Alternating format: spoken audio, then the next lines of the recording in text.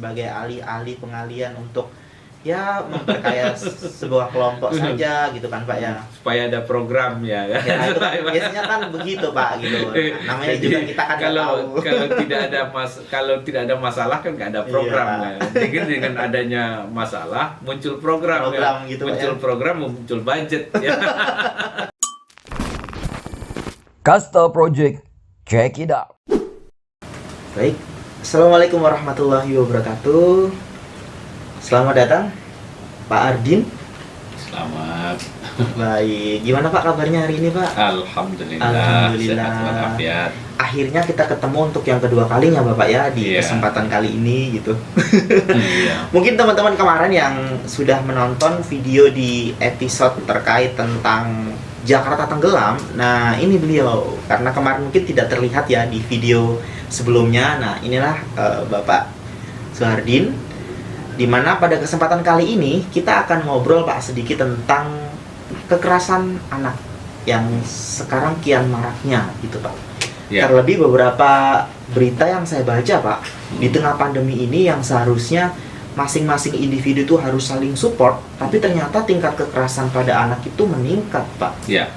Nah ini dengan adanya studi kasus seperti ini, menurut Bapak selaku pegiat perlindungan anak juga, seperti apa Pak kiranya menanggapi isu ini Pak? Ya.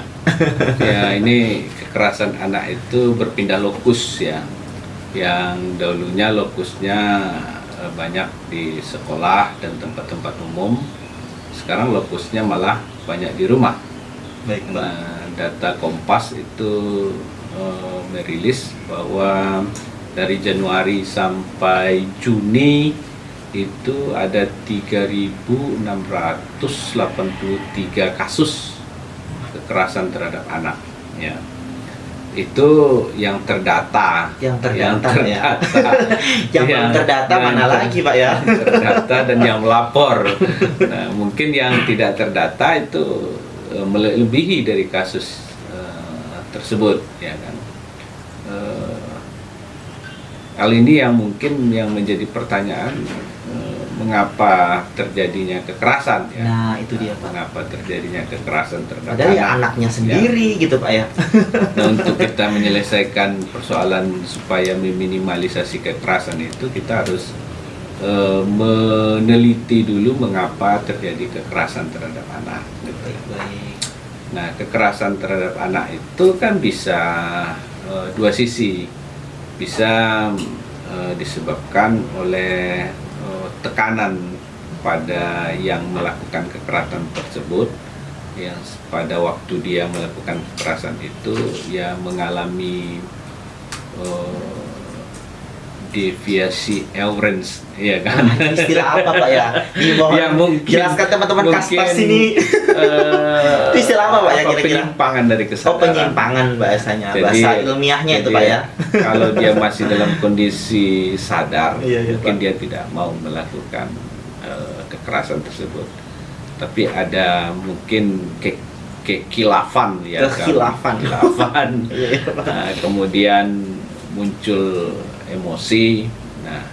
Nah ini mungkin bentuk daripada stres individual ya kan.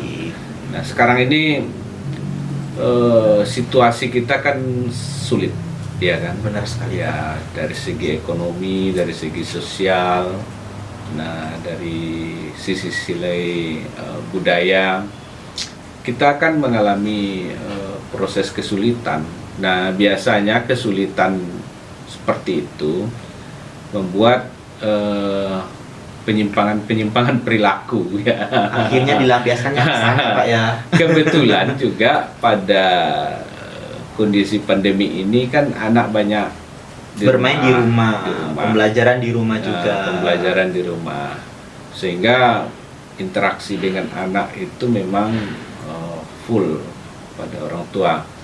Ya namanya anak, tuntutannya kan banyak ya kan. Dan Wah, ini saya mendengarkan keluh kesah seorang ayah ini Pak ya, karena saya anak ini Pak. tuntutannya banyak. Nah kemudian keinginannya banyak ya. Baik, Pak. Apalagi sekarang kurang refreshing ya kan. Sehingga tuntutan itu membuat kadang apalagi orang tua dalam kondisi Serba mengalami sulit, Pak, ya. kesulitan ya, Dan keadaan sehingga muncul tindakan kekerasan Baik. kekerasan terhadap anak. Maka menjawab pertanyaan Dinda tadi, nah bagaimana meminimalisasi kekerasan Nah, itu anak dia, Pak. tersebut ya. Ya, meminimalisasinya pertama secara secara pribadi orang tua ya memang harus meningkatkan kesejahteraan. Tapi di samping itu yang paling utama itu ya harus meningkatkan kesabaran.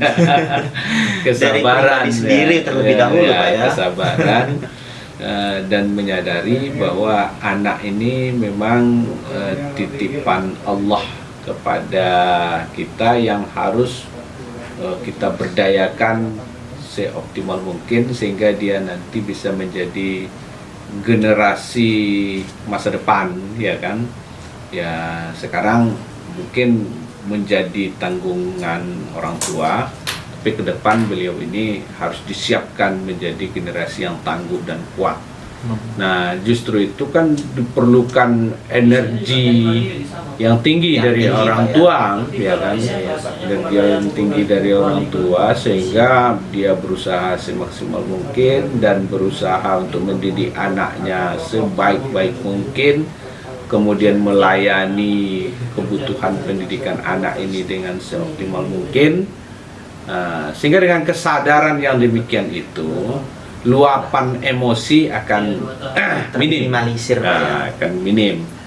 Nah, kemudian yang kedua, ya harus banyak rileks, ya kan, harus rileks, jangan terlalu serius ya, memikirkan persoalan ya Kehidupan, Pak, ya. Rileks Santai ya, aja, bro. santai. Jadi kalau ada anak yang ya dijadikan ini aja, dijadikan sebuah suasana yang menyenangkan saja antara orang tua dengan anak gitu, ya kan. Kalau ada tuntutan ya bagaimana berdialog dengan anak, kalau umpamanya kita belum bisa memenuhinya disampaikan sedapat mungkin dan kemudian bisa diterima oleh Si anak. gitu, Yang Pak, ya. penting jangan mengedepankan kekerasan ya, Iya, baik betul, dalam Pak. bentuk kekerasan verbal maupun dalam bentuk kekerasan fisik ya kan. Psikis, Karena gitu, Pak, ya. kekerasan itu memberikan efek negatif terhadap tumbuh kembangnya anak ya kan. Nah, dari hasil penelitian para neurolog ya kan mengatakan bahwa kekerasan terhadap anak itu menggugurkan beberapa potensi-potensi kecerdasan anak ya kan. Maka kalau pingin anak kita cerdas memang harus kita berikan pendidikan yang ramah ya, ramah terhadap anak sehingga tumbuh kembang anak ini bisa maksimal di tengah-tengah keluarga. Baik, memang terkadang itu yang dibutuhkan oleh anak itu adalah pesan yang disampaikan, Pak, ya. Iya. Kadang kan anak itu tidak bisa menerima, kenapa sih saya dilarang gitu kan, Pak. Iya. Udah nggak boleh, kamu pokoknya nggak boleh gitu. Kalau nggak malah diancam lagi kitanya, Pak, ya. Itu kan terkadang seorang anak itu merasanya kenapa sih, padahal kan saya suka makanan coklat gitu loh. Padahal kita sebagai orang tua itu mereka khawatir karena mungkin giginya lagi bermasalah. Tapi diancam kan, Pak, kamu kalau tetap makan coklat nanti saya kirim ke rumah nenek gitu. Ya. Dan sebagainya gitu, nggak boleh pulang. Nah, sama Jadi anak banyak hal ini yang yang seperti itu, Pak. penting ya jangan menggunakan kata-kata jangan. Jangan, Pak, ya. Jadi tidak boleh melarang. Baik. Nah, kalau kita melarang, anak akan melakukannya karena dia penasaran. Nah, justru Bener banget. itu orang tua harus membuatkan alternatif. Jadi alternatif dari kata jangan. Nah, kalau umpamanya kita melarang jangan makan coklat, kita berikan alternatif makanan yang lain yang lebih sehat. Oke. Gitu.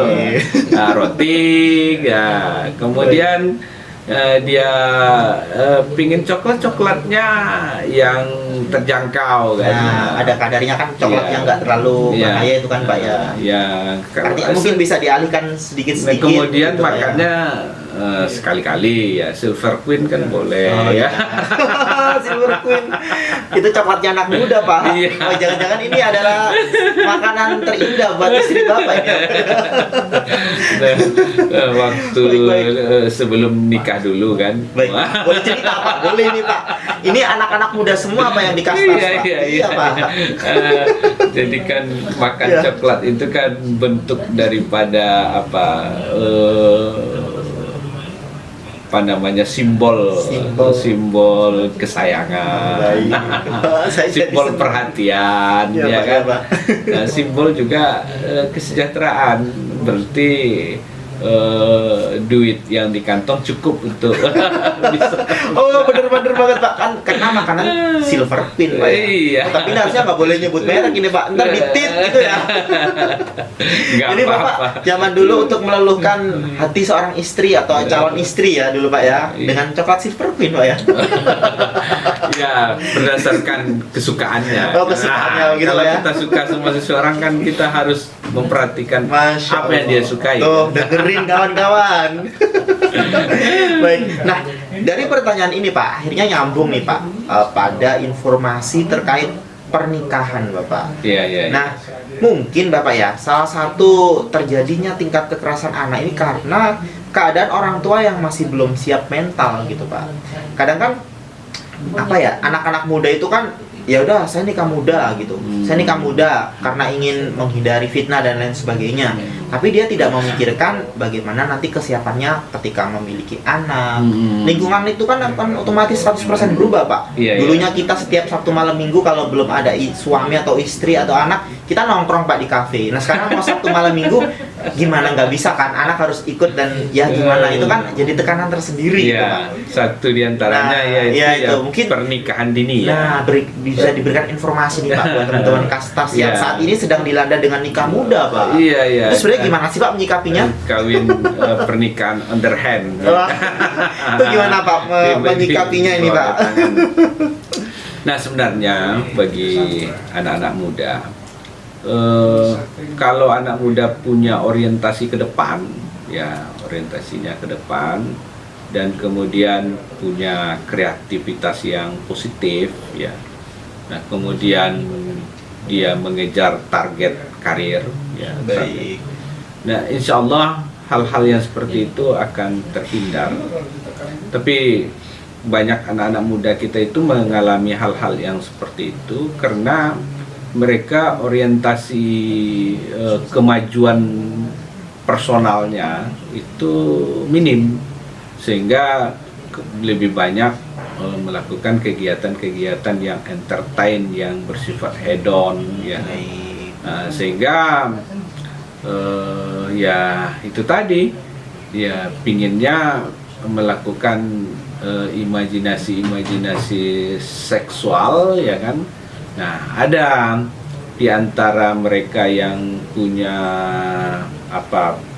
pikiran religius, ya, dia tidak ingin melakukan hal-hal yang hedon itu dalam bentuk fahisah, ya kan, dosa. Maka mereka coba untuk melakukan legal, ya kan, dengan melakukan pernikahan. Tapi ternyata itu tidak solusi juga, ya kan? Tidak solusi. Nah, pada akhirnya menimbulkan persoalan-persoalan berikutnya. Karena pernikahan itu kan harus dilandasi oleh kesiapan, ya kan, baik kesiapan personal maupun persiapan kesejahteraan, persiapan ekonomi. Ya, kalau kita tidak punya kesiapan tersebut, sehingga pada akhirnya akan mengalami deviasi-deviasi, ya, diantaranya itu tadi emosional, kemudian kekerasan terhadap perempuan dan anak, ya kan, kekerasan dalam rumah tangga. Nah, ini muncul akibat ketidaksiapan di dalam melaksanakan institusi perkawinan itu, pernikahan itu. Ya, Pak. Nah, itu yang paling utama itu diberikan kepada anak-anak generasi muda kita ini, yang milenial ini, orientasi hidup masa depan, bahwa hidup masa depan kita itu penuh dengan tantangan. Nah, tantangan yang pertama, tantangan terhadap kompetensi dan profesional, ya. Ke depan itu dituntut kompetensi personal dan profesional. Nah, kemudian kepakaran. Ini tuntutan zaman kepada kita, ya kan? Nah, untuk itu tidak ada jalan lain selain daripada peningkatan kualitas pendidikan. Jadi pendidikan utama, ya. Sekali lagi, pendidikan dan pelatihan itu yang utama Yang sekali, harus kita orientasikan terlebih dahulu, iya. Pak, ya. Nah, kalau itu tidak, nah kita nanti akan menjadi orang-orang tertinggal, generasi tertinggal, dan bangsa tertinggal. Nah, pada akhirnya itulah terjadi penyimpangan yang tadi, Pak, seperti ya. itu. Akhirnya si cewek pasrah, nikah lah dia. Nah, esensi sebenarnya itu persoalan-persoalan sosial yang tengah kita hadapi itu adalah persoalan-persoalan keluarga. Nah, karena keluarga itu inti penyelesaian persoalan itu. Karena circle utama kita, iya. Pak, ya, keluarga itu. Nah, justru itu memang kalau mau berkeluarga itu memang harus siap, gitu kan. Baik. Ya, siap untuk menjalankan syariah ini. Sehingga kita menghasilkan zuriyah yang high quality, ya kan? Insya Allah, itu bahasa Arab campur bahasa Inggris, Pak, ya. Zuriyah. Sehingga aset-aset bangsa itu, kader-kader bangsa kita ke depan itu menjadi Kualitas yang baik, Pak, ya. berkualitas yang baik. Ya, Baik. Jadi kan kadang itu ada pertanyaan, Pak, lebih baik kita mengikuti teori yang disarankan untuk nikah di usia sekian atau landasan Al-Qur'an untuk segera menghalalkan diri dalam rangka untuk menyempurnakan agama gitu. Nah, ini menurut Bapak bagaimana nih, kita sebagai anak muda seharusnya punya pikiran seperti itu?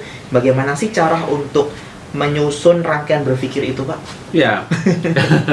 Al-Qur'an kan menggariskan wal yakhshal ladzina law tarakum min khalfihim zurriyatan zi'afan, ya kan, khauf alaihim. Ya, untuk membuat zuriyah yang kuat itu, yang bagus itu, ya dibutuhkan biangnya yang kuat, ya kan? Biangnya yang tangguh. Kalau biangnya tidak tangguh, ya tidak juga akan otomatis zuriyahnya tidak tangguh. Bisa ada kemungkinan juga sebenarnya. Nah, ini kan banyak variabel. Tapi variabel utama untuk menciptakan zuriyah yang baik, yang berkualitas itu, yang kuat itu, ya itu harus dari ibu bapaknya yang kuat, ya kan? Ibu bapaknya yang kuat, kemudian ibu bapaknya yang siap, ya. Sehingga insya Allah ini akan menghasilkan generasi masa depan yang kuat, tangguh, dan yang lain-lainnya. Ya. Nah, mungkin sebelum ke kesimpulan, Pak, ya. Ya.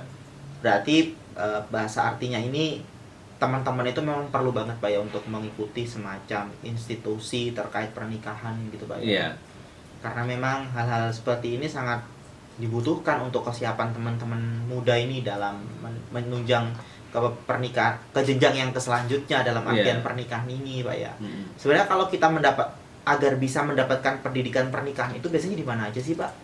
Karena kalau kita di sekolah itu sangat tabu sekali untuk membahas itu, Pak. Iya, itu sebenarnya itu pendidikan fikih itu kan sebenarnya itu pendidikan yang sangat produktif, ya kan, untuk memberikan pencerahan kepada siswa terkait bagaimana melakukan hal-hal yang bersifat kaifiah, ya kan. Nah, orang kan tabu dengan sex education, ya kan. Benar Pendidikan seks itu kan kata orang, padahal itu sebenarnya sangat penting. Fikih itu sebenarnya pendidikan seks itu. Oh gitu Pak ya, bahasa. Ya kalau kita berbicara taharah itu ya udah jelas pendidikan. Semuanya kan dibicarakan bagaimana Kebersihan diri itu kan, Pak, ya. ya cara khitan, kemudian bagaimana cara bersih, mandi dan wajib lain segala sebagainya. macam. Itu sebenarnya sex education, ya kan? Jadi sex education itu bukan dalam konteks behavior itu kan, tetapi itu juga sex education. Nah sekarang kan ada namanya kesehatan reproduksi, ya kan? Nah ada namanya pendidikan reproduksi. Nah ini perlu diajarkan terutama kepada para milenial, ya kan, sehingga tetapi harus ada rohnya, jangan hanya tekniknya yang diajarkan. Kalau teknik yang diajarkan bahaya nanti kan. Jadi rohnya, pendidikan reproduksi itu apa? Nah sehingga kita membuat paradigm pada para milenial itu bahwa reproduksi itu kita membentuk generasi masa depan, ya kan. Nah justru itu jangan disia-siakan, jangan dibuang sia-sia semuanya. Gitu, Pak, ya. Jangan kayak ada salah satu tempat itu kan pas malam mingguan banyak alat-alat kontrasepsi yang bertebaran di mana-mana. Nah ini kan pendidikan yang salah. Iya, Itu kan pendidikan tekniknya, bukan pendidikan giroh atau rohnya, Pak, ya. rohnya yang kita harapkan itu Bener, kan. bener. Tapi kalau dari segi pemerintahan setelah yang Bapak ketahui gitu, apakah sudah mendukung nggak sih Pak terkait kayak edukasi terkait pernikahan? Ya sangat Atau sudah ada fasilitasnya? Barangkali mungkin teman-teman juga perlu informasi gitu. Malah pemerintah kan membuat sebuah kementerian itu kan, Kementerian Pemberdayaan Perempuan dan Perlindungan Anak. Programnya ya kan? ada yang Ya. berkaitan dengan itu Pak. Kemudian bikin lagi komisi, ya kan, Komisi Perlindungan Perlindungan Anak yang tujuannya untuk mengawasi bagaimana pelaksanaan perlindungan terhadap anak. Dan ada undang-undangnya kan, Undang-Undang Nomor 23 ya. Iya, Pak. 23 tahun 2002 tentang perlindungan anak, ya Tahun kan. 2002. Ya, dan komisionernya umumnya muda-muda, ibu-ibu kan, yang sangat yang sangat visioner ya, yang sangat lincah, saya lihat itu kan. Cuman kan sebuah kelompok yang ingin memperkaya diri dengan alih-alih program itu atau seperti apa Pak ya? Ya karena Belum memang ada solusi banget gitu loh. Kita selalu dihadirkan dengan berita-berita kekerasan. karena memang kejahatan-kejahatan seperti ini kan kejahatan yang sudah berurat berakar di tengah-tengah masyarakat kita. KDRT, kekerasan terhadap anak, kekerasan terhadap perempuan. Karena memang superioritas manusia laki-laki dewasa itu sudah digdaya di tengah-tengah masyarakat kita, sehingga perilaku-perilaku jelek seperti ini sudah sangat tinggi di tengah-tengah masyarakat. Untuk meminimalisasinya ini memang perlu strategi yang all out dari pemerintah. Nah, sebenarnya ini tidak sektoral, tetapi harus komprehensif. Semuanya terlibat di dalam hal ini. Baik swasta Aparat maupun hukum, pemerintah, gitu kemudian ormas, nah kemudian pendidikan, nah termasuk juga kementerian ya.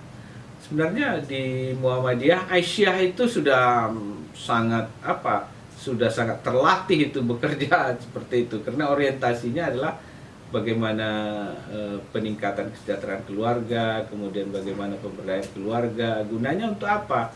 Untuk membentuk generasi masa depan yang kuat dan tangguh, ya kan? Karena itu adalah pesan Allah Subhanahu wa taala, suriatan zi'afan, Nah, khaufu alaihim. Nah, untuk melakukan itu memang harus dilandasi oleh ketakwaan. Jadi takwa itu, jadi kita melakukan itu adalah bentuk daripada kepatuhan dan ketaatan kita terhadap apa yang sudah diperintahkan oleh Allah Subhanahu wa taala. Nah, maka pendekatan perlindungan anak itu adalah pendekatannya pendekatan ketakwaan. Nah, bukan pendekatan hukum saja, tapi pendekatan ketakwaan. Nah, kalau pendekatannya ketakwaan, nah, insya Allah semua persoalan akan selesai. Nah, ini sudah termasuk conclusion juga ya, Iya. kesimpulan juga, pendekatan ketakwaan. Iya.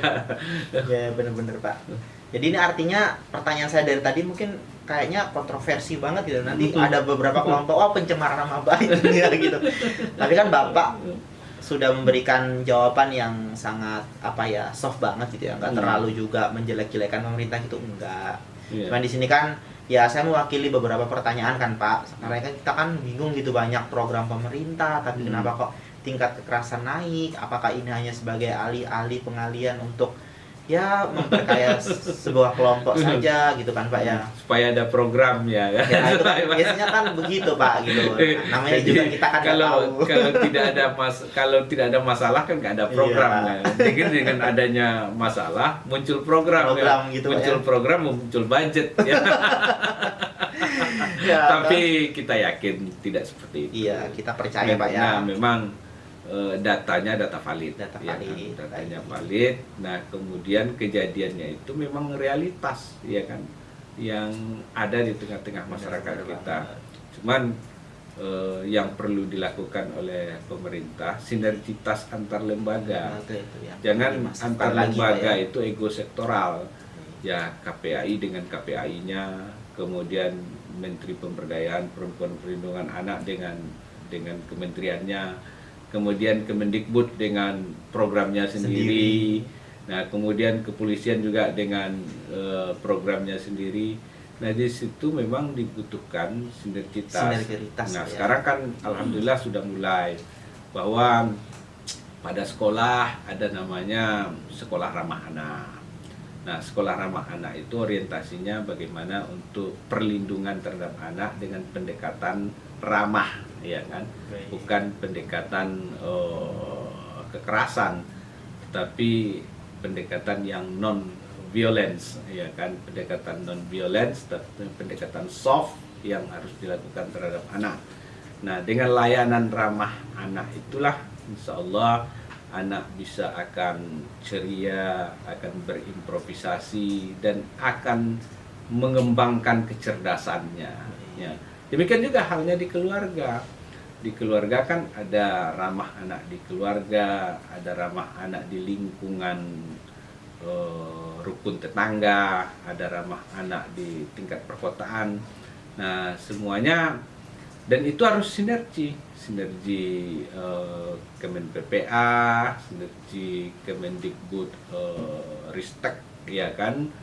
Nah, kemudian sinergi pemerintah daerah, ya kan, dengan dinas-dinasnya, sehingga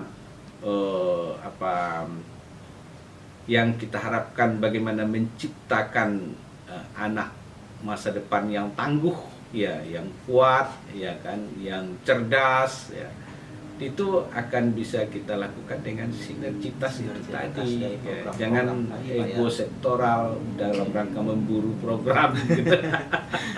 Iya, benar banget Pak. Iya. Akhirnya kan tingkat kayak kekerasan anak juga menurun. Iya. Kita terasa gitu kan Pak ya. Iya. Bahkan nikah muda juga akhirnya teman-teman banyak mendapatkan informasi, edukasinya terkait pernikahan gitu. Karena ada korelasi kan Pak ya antara beberapa lembaga pemerintahan itu tadi. Tapi memang yang dibutuhkan sangat pada kesempatan ini, ya, bagaimana pemerintah itu memberikan optimisme terhadap masyarakat, terutama remaja, tentang masa depan dia. Nah, sekarang ini kan banyak remaja-remaja yang disorientasi masa depan, sehingga akhirnya mengalami frustrasi, takut, ya kan, kemudian khawatir berlebihan. Iya, dan sehingga pada akhirnya itu tadi ikut dalam kehidupan yang glamor, Iya, kehidupan benar. yang hedon. Kenapa? Karena dia melihat masa depannya nggak jelas, ya kan? Jadi masa depan tak jelas. Nah, itu sebenarnya tanggung jawab pemerintah untuk memberikan optimisme kepada generasi muda tentang masa depan dia. Nah kemudian fasilitas dari pemerintah untuk memberikan layanan terhadap peningkatan kompetensi dirinya,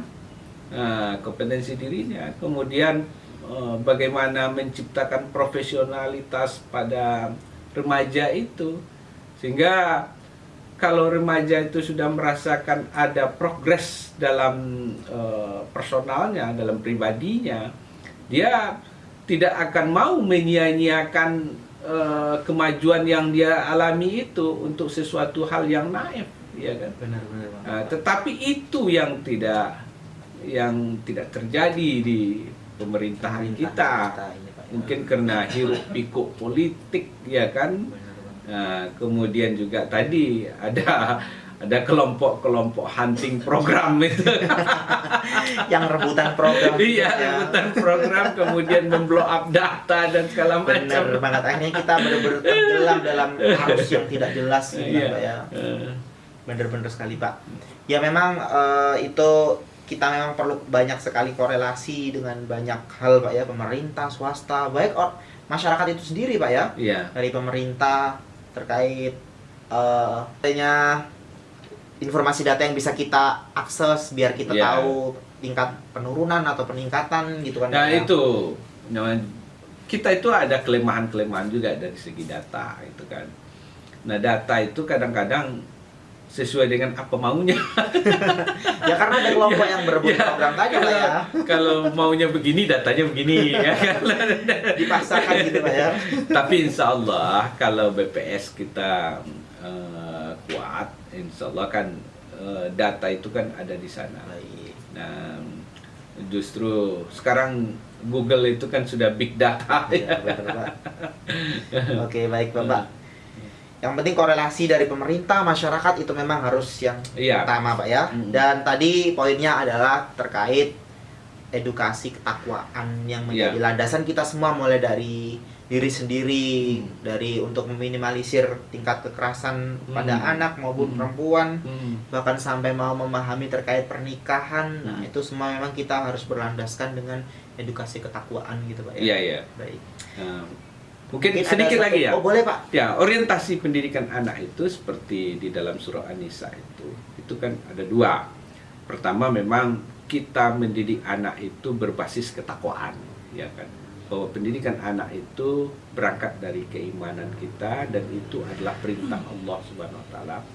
Nah, kemudian kita harus menemukan treatment ya efektif terhadap tumbuh kembangnya anak. Nah, itu. Jadi orang tua harus punya kompetensi itu. Nah, sehingga dia akan mampu menghasilkan generasi yang tangguh, cerdas dan berkualitas. Siap. Baik, Pak, terima kasih untuk informasi dan juga sharing-sharing pengalaman Iya. ini, Pak ya, yang sudah disampaikan buat teman-teman Kastars. Masih ingat, Pak ya? Kastars, Teman-teman ya. Kastars gitu ya. Semoga ini yang bisa disampaikan di hari ini sangat bermanfaat sekali. Kami mohon maaf jika seadanya gini, Pak ya, Iya, iya, dipanggil iya. lagi gini. Oke, baik teman-teman sekalian, mungkin cukup di sini saja pembicaraan kita. Jangan lupa untuk tetap ikuti program ataupun informasi video dari kami, like dan subscribe untuk channel ini agar kami semakin semangat dalam membuat informasi-informasi yang terupdate. Jangan lupa aktifkan loncengnya supaya kalian tidak ketinggalan informasi video dari kami. Sampai berjumpa di ruang selanjutnya. Salam kreativitas, lindungi anak dan jaga perempuan. Assalamualaikum warahmatullahi wabarakatuh.